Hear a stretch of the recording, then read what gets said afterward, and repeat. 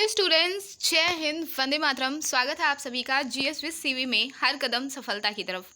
तो गाइस, आज पॉलिटी की क्लास में हमारा जो टॉपिक होगा वो टॉपिक है राज्य के नीति निर्देशक तत्व, जिसे हम डीपीएसपी यानी कि directive principle of state policies भी कहते हैं। ठीक है, कुछ टीचर इसी नाम से आपको पढ़ाते हैं, तो आप कंफ्यूज मत होइएगा जब आपके सामने लिख करके आएगा डीपीएसपी। ठीक है, बिल्कुल भी कंफ्यूज नहीं होना है। तो आइए देखते हैं, आज का सेशन शुरू करते हैं, ज़्यादा टाइम नहीं वेस्ट करते हैं। सबसे पहले तो हम जानते हैं कि नीति निर्देशक तत्व होते क्या हैं। ठीक है, जिस तरह से भारत में हमारे नागरिकों के लिए कुछ अधिकार हैं, कुछ कर्तव्य दिए गए हैं। ठीक, लेकिन वो कर्तव्य दंडनीय नहीं है अगर आप उसको फॉलो नहीं करते हैं। ठीक है, 11 कर्तव्य हमको मिले हुए हैं भारत के नागरिकों को, लेकिन 11 में से 4 ऐसे हैं जिनको आप अगर फॉलो नहीं करते हैं तो उसके लिए दंड का प्रावधान है। बाकी जो बचते हैं उसमें अगर आप उसको नहीं फॉलो करते हैं तो उसके लिए किसी भी प्रकार के कोई भी दंड का प्रावधान नहीं है। ठीक उसी प्रकार से हमारी गवर्नमेंट को भी, जो स्टेट गवर्नमेंट है, उसको भी कुछ कर्तव्य दिए गए हैं। हालांकि वो कर्तव्य का पालन करना उनका दायित्व है, लेकिन अगर वो नहीं पालन करते हैं तो उसके लिए किसी भी प्रकार के दंड का प्रावधान नहीं है। इसलिए कहा गया है कि यह न्यायालय में प्रवर्तनीय नहीं है। जैसे अगर आपके मौलिक अधिकारों का हनन होता है तो आप कोर्ट में जा सकते हैं, हाई कोर्ट और सुप्रीम कोर्ट में जा सकते हैं, अपील कर सकते हैं।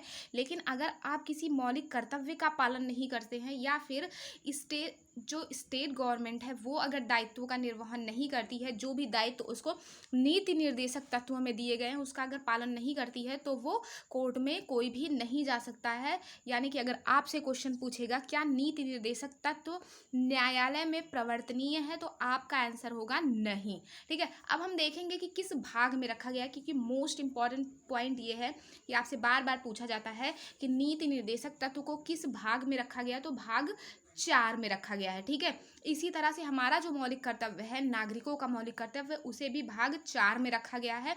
और गवर्नमेंट के भी मौलिक कर्तव्यों को किस में रखा गया है, भाग 4 में रखा गया है। किस अनुच्छेद में रखा गया है, तो इसको रखा गया है अनुच्छेद 36 से 51 के बीच में। ठीक है, 36 से 51 के बीच का जो पूरा होगा वो क्या है, नीति निर्देशक तत्व है।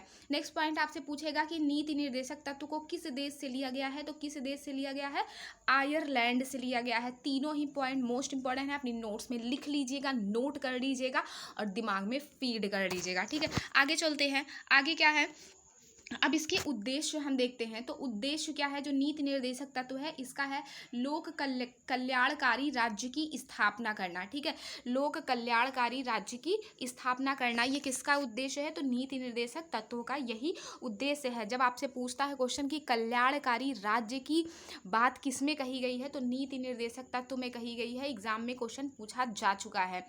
ठीक, अब इसमें पूछता है कभी कभी कि लोकतंत्र की स्थापना किस आधार पे करना है, तो सामाजिक आधार पे और आर्थिक आधार पे। ठीक है, आर्थिक और सामाजिक लोकतंत्र की स्थापना करना है। क्वेश्चन इस प्रकार से पूछेगा कि किस लोकतंत्र की स्थापना भारत में किस आधार पे करना है, तो आपका आंसर होगा सामाजिक और आर्थिक आधार पे, है ना। आगे हम बढ़ते हैं। अब इसकी प्रमुख विचारधाराएं क्या है। एक विचारधारा तो गांधीवादी है, दूसरी समाजवादी है और तीसरी उदारवादी। गांधीवादी का मतलब है कि गांधी जी जिस विचार पे चलते थे आप उसी विचार पे चलेंगे। ठीक है, अब जैसे नीति निर्देशक तत्व में कुछ अनुच्छेद ऐसे हैं जो गांधीवादी विचारधारा पे बनाए गए हैं। जैसे गांधी जी क्या कहते थे, मद्य निषेध को वो रोकते थे, है ना। समान कार्य के लिए वो समान वेतन चाहते थे। तो ये सारी जो पॉलिसीज थी गांधी जी की, वो किस में डाली गई है, वो डाली गई है गांधीवादी, उसको गांधीवादी विचारधारा कहते हैं। वो किस में डाली गई है, वो भारत के नीति निर्देशक तत्व में डाला गया है। समाजवादी क्या, कि जो लोग समाज का कल्याण चाहते हैं, समाजवादी लोग जो समाज को साथ लेकर के चलना चाहते हैं, परंपराओं को, अपनी संस्कृति को कभी खोना नहीं चाहते हैं और अपने पूरे समाज को हमेशा ही आगे बढ़ाना चाहते हैं, वो होती है समाजवादी विचारधारा। उदारवादी विचारधारा यानी कि लिबरल का मतलब ये होता है, जैसे मान लीजिए आप हिंदू हैं। ठीक है, आप हिंदू हैं लेकिन आप कट्टर हिंदू नहीं हैं। अगर आपके सामने कहीं जो है मस्जिद पड़ जाती है तो भी आप सिर झुका के चले जाते हैं, आपके सामने कहीं गुरुद्वारा पड़ जाता है तभी आप सिर झुका के चले जाते हैं, आपको उससे कोई प्रॉब्लम नहीं होती है। लेकिन अगर आप कट्टर होते हैं तब आपको दिक्कत होती है कि आप हिंदू धर्म के अलावा किसी और धर्म को नहीं देखना चाहते हैं। तो कट्टरवादिता नहीं होती है, उदारवादिता मतलब सभी को एक्सेप्ट करते हैं। आप मुहर्रम में आप मज़ार पे भी चले जाते हैं, ठीक है, और शिवरात्रि में आप पूजा करने भी चले जाते हैं, आपको किसी से कुछ भी परहेज नहीं है। ये होती है उदारवादी विचारधारा। आगे चलते हैं, ठीक है। अब देखते हैं हम अनुच्छेद 36। अनुच्छेद 36 से देखते हैं, लेकिन इससे पहले हम एक बार महत्व जान लेते हैं। महत्व क्या है? तो प्रस्तावना के उद्देश्यों को स्थान देता है। अगर आपसे क्वेश्चन करता है कि जो प्रस्तावना के उद्देश्य है उसको किस अनुच्छेद में स्थान दिया गया है, तो आप बोलेंगे कि 36 से 51 यानी कि DPSP नीति निर्देशक तत्व में दिया गया है। इंपॉर्टेंट पॉइंट है, नोट कर लीजिएगा, ठीक।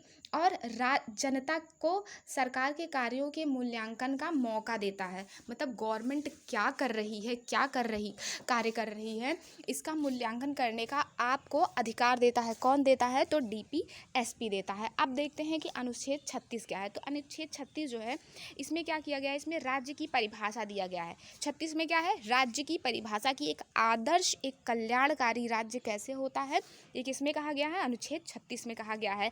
37 में कहा गया है कि न्यायालय में प्रवर्तनीय नहीं है। अगर गवर्नमेंट अपने नीति निर्देशक तत्व में जो भी चीज़ें दिखाई गई हैं, लिखी गई हैं, अगर उनको फॉलो नहीं करती है तो उसके लिए न्यायालय में अपील नहीं किया जा सकता है, ठीक है। नेक्स्ट कौन सा है? अनुच्छेद 38। अब अनुच्छेद 38 में क्या है? इसमें है कि सामाजिक आर्थिक न्याय, ठीक है। आपसे पूछा जाता है कि नीति निर्देशक तत्व में जो न्याय है वो किस आधार पे दिए गए हैं, तो आपका आंसर होगा सामाजिक और आर्थिक न्याय आधारित हैं, ठीक है। नेक्स्ट हम चलते हैं, अगला कौन सा है? 39। अनुच्छेद 39 में क्या कहा गया है? संसाधनों का उचित वितरण और समान कार्य के लिए समान वेतन। वेरी वेरी इंपॉर्टेंट, ठीक है, वेरी वेरी इंपॉर्टेंट पॉइंट है। बार बार पूछा जाता है कि समान कार्य के लिए समान वेतन का प्रावधान किस अनुच्छेद में है, तो किस अनुच्छेद में है? अनुच्छेद 39 में है, ठीक है, अनुच्छेद 39 में है। अब देखिए 39A में ही क्या दिया गया है? समान अवसर के आधार पर समान वेतन देना। जैसे अगर मान लीजिए कोई एक ही काम जितना पुरुष करता है उतना ही महिला करती है, फिर भी महिलाओं का वेतन हमेशा ही पुरुषों से कम होता है। कम से कम प्राइवेट सेक्टर में तो ये चीज़ आज भी देखी जा रही है। किसी स्कूल में ही आप चले जाइए, प्राइवेट स्कूल हुआ, ठीक है, वहाँ पे आप देखेंगे कि जो फीमेल टीचर होती है उनकी सैलरी कम, जबकि जो मेल टीचर होते हैं उनकी सैलरी ज़्यादा होती है। जबकि वर्ग दोनों ही बराबर कर रहे हैं, या कह सकते हैं कि फीमेल उनसे ज़्यादा ही वर्क करती हैं, लेकिन फिर भी क्या होता है कि उनके लिए वहाँ पे निष्पक्षता का भाव नहीं रखा जाता है। तो ये किस में रहेगा? ये 39A में रहेगा। याद रखिएगा 39 में समान कार्य के लिए समान वेतन है, और यहाँ पे क्या है? समान अवसर के आधार पर समान वेतन देना। इसी में आरक्षण का भी प्रावधान है। किसमें है? 42। कब लागू किया गया है? 42वें संविधान संशोधन कब हुआ था? 1976। 42वें संविधान संशोधन 1976 से आरक्षण का प्रावधान किया गया था। आगे देखते हैं, ठीक है। आज के सेशन में बस इतना ही। अगला जो रहेगा इसके आगे यानी कि 40 से 51 तक हम किस में देखेंगे? हम देखेंगे पार्ट 2 में। तब तक के लिए आप लोग हंसते रहिए, मुस्कुराते रहिए, खुश रहिए। चैनल को सब्सक्राइब जरूर कर लीजिएगा, लाइक कर दीजिएगा, अपने फ्रेंड सर्कल में शेयर करना बिल्कुल भी ना भूलिएगा। Bye bye, take care.